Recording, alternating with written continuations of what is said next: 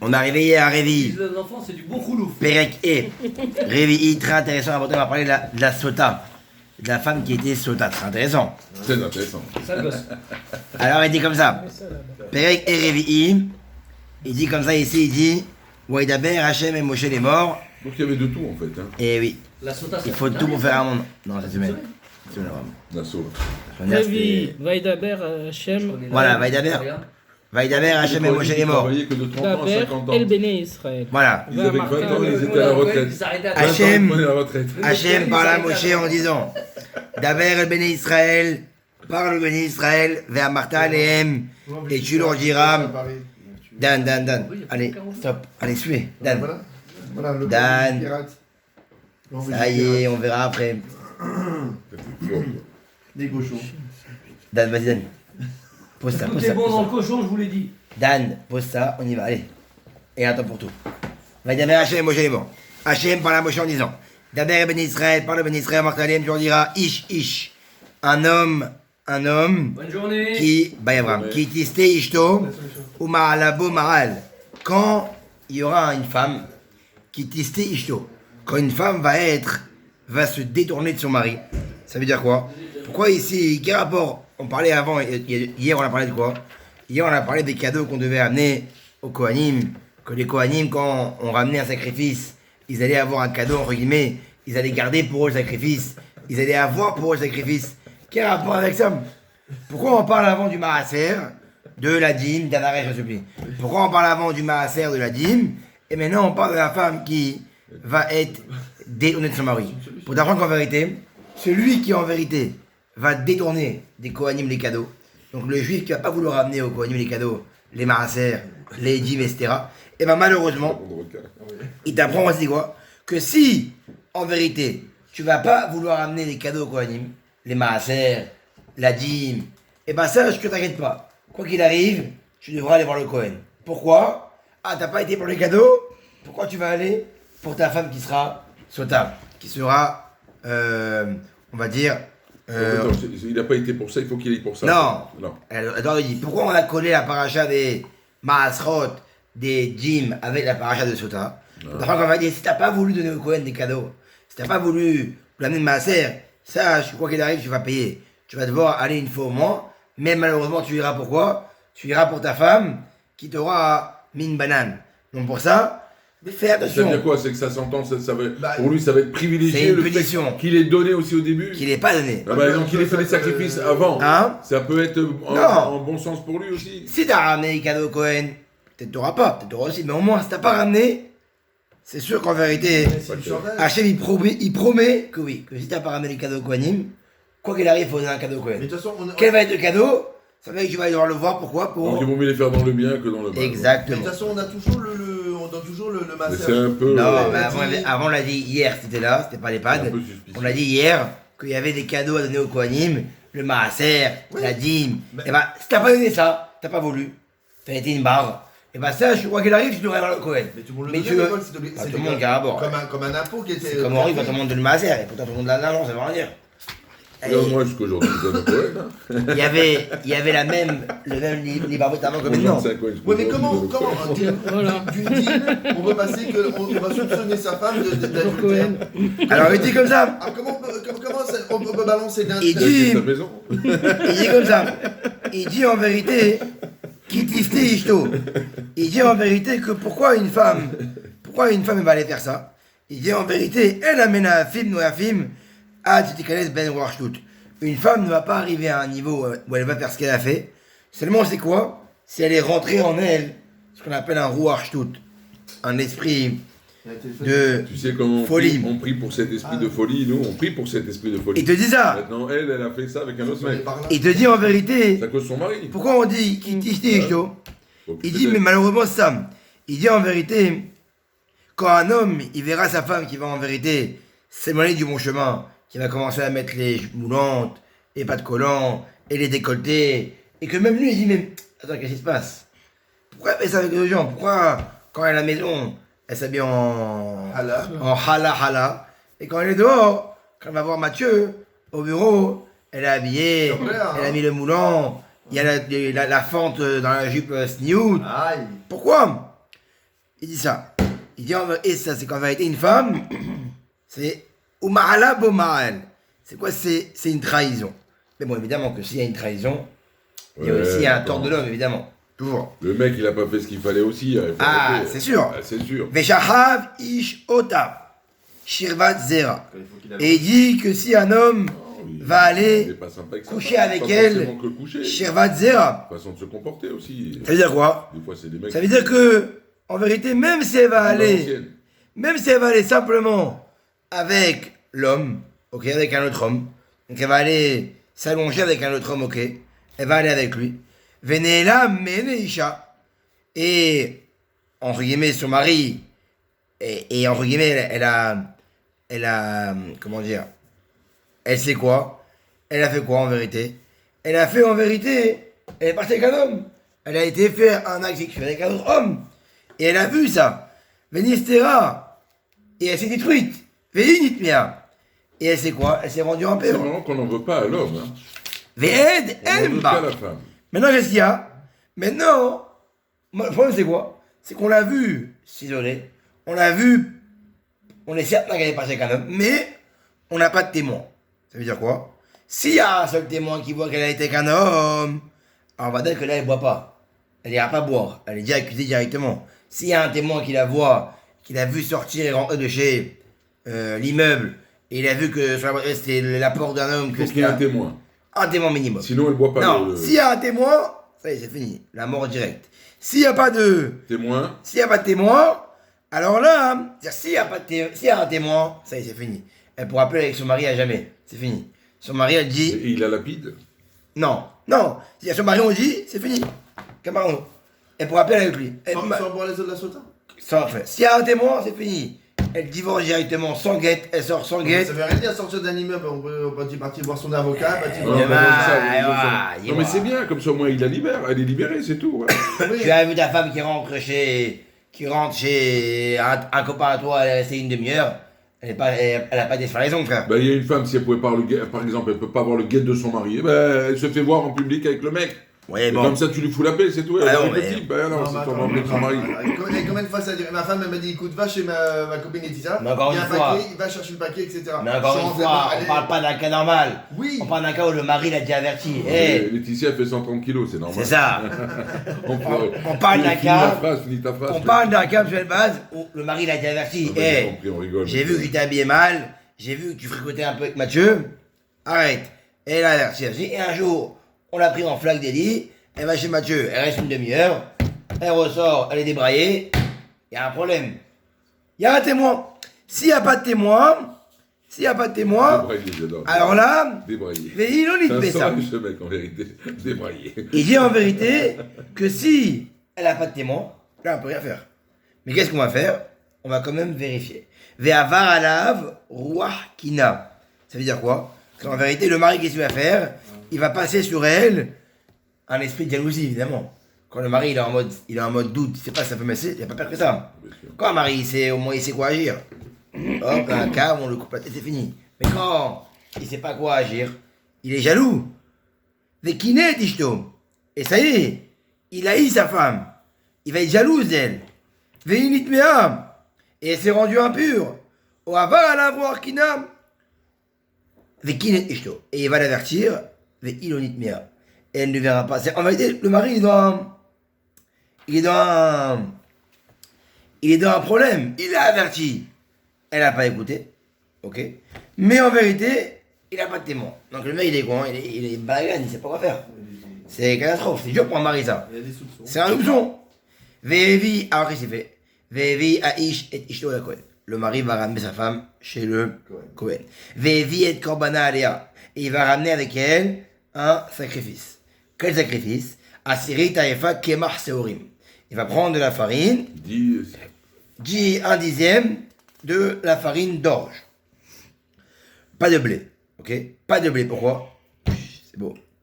Il dit parce qu'en vérité, c'est beau parce que pourquoi pas de blé?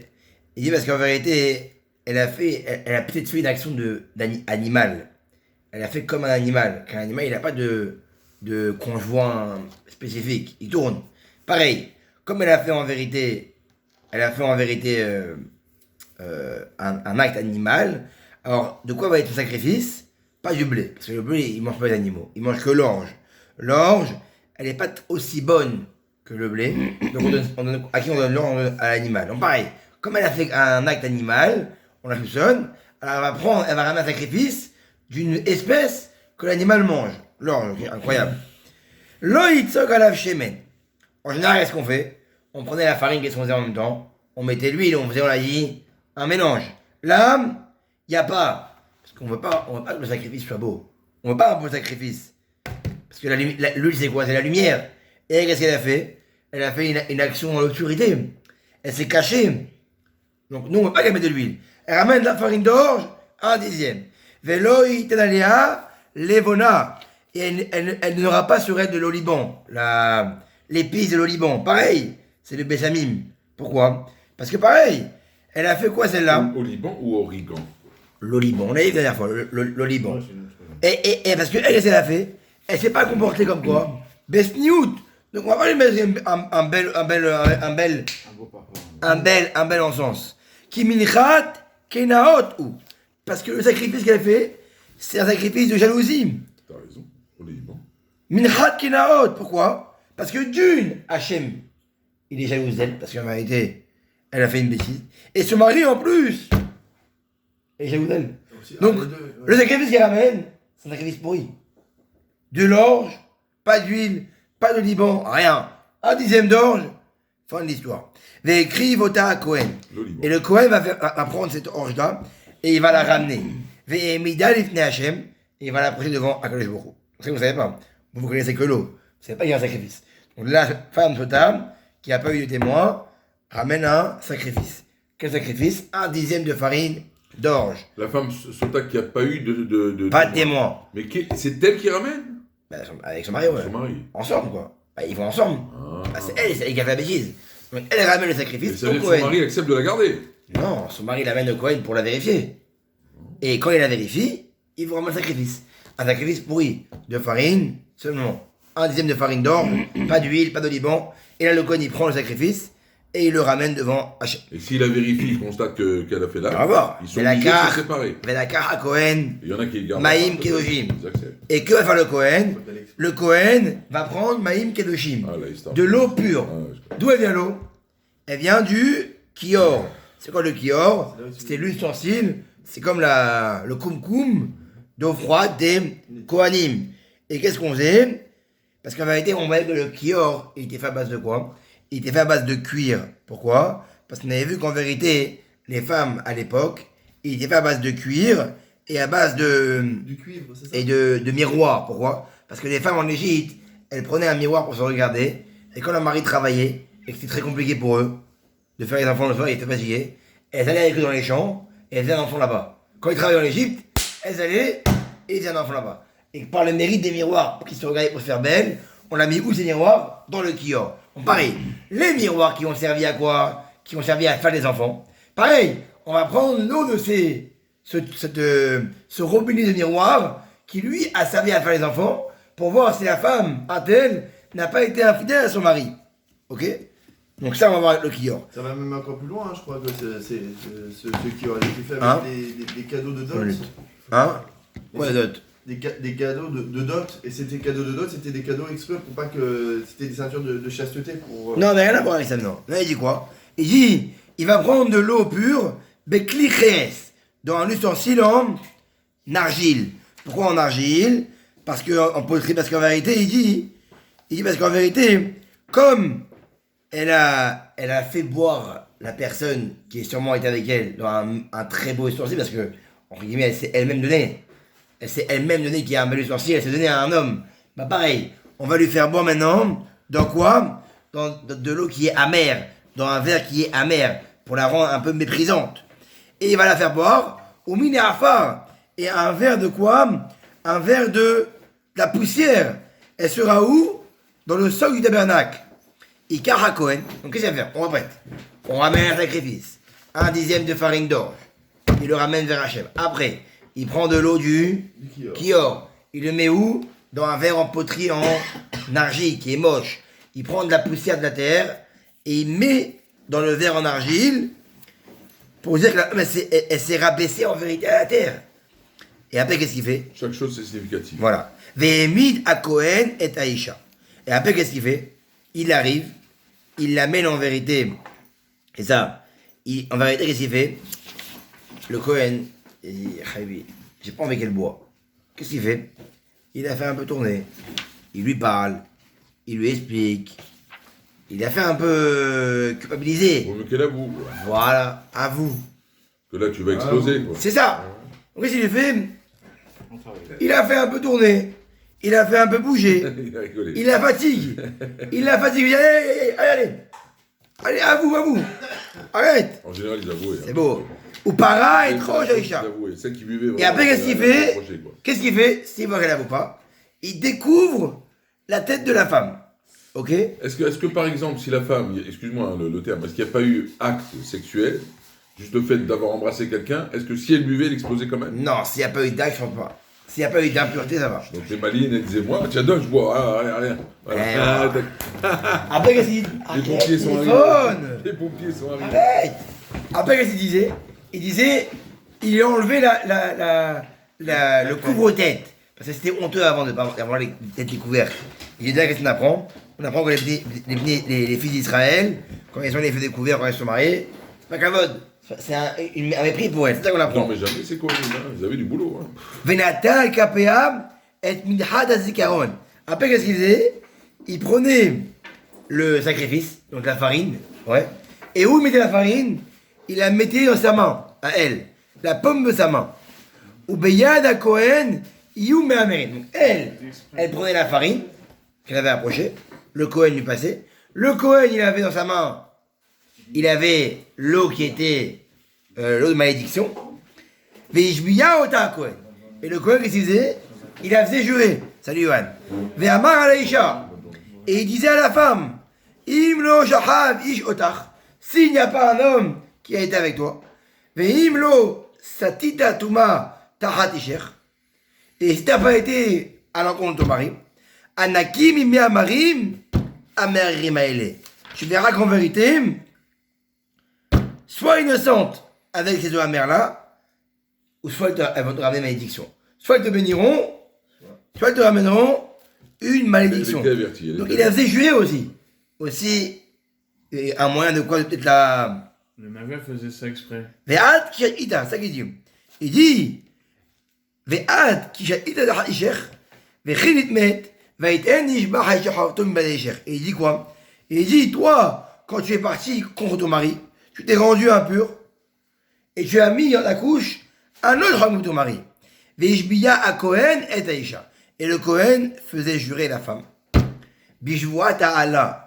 Avec un serment de Allah. C'est quoi? Un serment de malédiction. Attention, tu veux jurer, c'est pas Stam. Allah? Ve'amar, arrête de... Ve'amar a Cohen Aïcha. Et le Cohen disait à la femme, Iten Hashem otach le Allah. Et Hashem te donnera, tout le monde qui est là, si t'as menti, ils vont vouloir te maudire. C'est possible qu'il n'y ait pas eu l'acte sexuel, mais c'est possible qu'elle soit vraiment amoureuse du mec. Donc là, ça veut dire tout ça, c'est pas, on va pas te bénir si, quand même, quelque part, il y a eu un, voilà, donc ils sont forts les Kohanim quand même. Et il dit, pour qu'ils aient un enfant. c'est ça. Et il dit, si tu as menti, tu as mal juré, Betet Hashem et Yerechanophelet, tu vas te faire tomber tes entrailles, ça va, et ton ventre, il va gonfler. Ubaou amaim amarim aele, bamehaïr, et ces eaux-là, elles viendront dans tes entrailles, litzbot baten. Pourquoi? Pour en vérité te boursoufler le ventre et faire tomber la hanche. La femme dira, après elle dira Amen, Amen, c'est entre guillemets, elle accepte, puisqu'il a dit le Cohen, elle a juré, Vekata veta'alot aele à Cohen, et après le Cohen, qu'est-ce qu'il fait? Il écrit toutes ces malédictions dans un sefer, dans un livre. Umaha, elle met à Maïm. Et après, il le trempe et il efface ça dans l'eau qui est amère. Veishka et Aïcha et Marim. Et après, elle a bu. Ubaou ba Maïm amerim le marim. Et cette eau, après qu'elle est venue, elle est devenue amère. Elle était amère, elle n'est pas bonne. Velaka ha Kohen miyad Aïcha et minhata kenod. Après, on rappelle que le Kohen, il est dans la main. Il a dans la main l'eau, il lui fait boire. Elle a dans la main, elle a les 1/10 de farine. Après, il prend la farine et il l'amène devant Hachem. Il la ramène au Mizbeach. Avec Kamal Sakohem et la Mincha. Et après, il fait ce qu'on appelle le Kometz. Veshka et Amaim. Veaita. Im Nimtea. Si elle était impure. Vetsavta Bitna. Le ventre est gonflé. Veaita Isha Leala. Et la femme, c'était une honte devant tout le peuple. Même pour le mari, limite. Veim lo Nitmea. Ça c'est explosé. Hein. Ouais, Tsavta. Veim lo Nitmea. Par contre, si elle n'était pas impure. Veniketa, Venizrea Zara. Et cette eau-là, en vérité, elle allait lui faire. C'était une femme qui a accouché. C'était une femme qui a accouché compliquée. À partir de maintenant, elle allait accoucher bien. Si elle a accouché d'enfants noirs, elle a accouché des blancs. Tout ce qui n'était pas bien, c'est ça qu'il dit. Zot Torah Dakenaot. Ils étaient noirs, enfin, l'inverse. Zot Torah Dakenaot. Pour ça, il dit. Il te dit. Il te dit en vérité. S'ils n'ont pas d'enfants, elle fait quoi? Il dit le mari par contre. Il dit par contre le mari. Voilà, ça. Il dit le mari. Le mari, il ne devra pas avoir honte. Voilà. Même si elle est devenue impure, elle est devenue pure, elle n'a rien fait en fin de compte. Il ne devra pas avoir honte de quoi? Il ne devra pas avoir honte de ce qu'il a fait. De l'avoir soupçonné sur rien. S'il y avait une option, c'est que même si elle n'a pas fait, et qu'elle est digne de confiance, elle doit apprendre aussi, voit qu'elle n'a pas à réveiller un soupçon. Elle n'a pas à mettre un soupçon. Aujourd'hui, les femmes, il y a plein de femmes qui sont soupçonneuses. Ils vont au travail, elles sont heureuses, trop heureuses. Oh là là, trop heureuse. L'histoire là des jumelles. C'est la plus Jamais